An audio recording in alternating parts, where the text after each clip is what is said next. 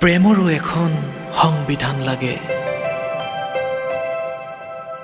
কিমান ভাল পালে তাইৰ প্ৰেমত পৰিব পাৰি, বুকু উজাৰি কিমান মৰম দিলে তাইৰ প্ৰেমিক হ'ব পাৰি, অথবা কিমান ধুনীয়া হ'লে তাই মোৰ প্ৰেমত পৰিব, মৰমৰ কিমান ভিখাৰী হ'লে তাইৰ হৃদয়খন কেৱল মোৰ হ'ব।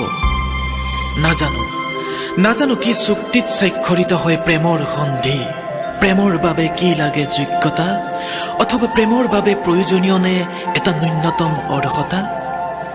চাকৰি এটাৰ প্ৰয়োজনো বাৰু মানি লৈছো, টকাৰ বাবেও লাগিলে বিক্ৰী কৰি দিম মোৰ সাঁচতীয়া ডিগ্ৰী, ডিপ্ল'মা অথবা স্বাভিমান। বুকু পাতি দিম তাইৰ প্ৰেমৰ ৰণাংগনত, বক্ষভেদি যাওক তীক্ষ্ণ হেলে। তথাপি মোৰ কলিজাখন দুহাতেৰে বিদাৰি আনি তাইৰ হাতত তুলি দিম, আৰু জংকী পানৈৰ নামত শপত খাই কম, প্ৰেমৰো এখন সংবিধান লাগে।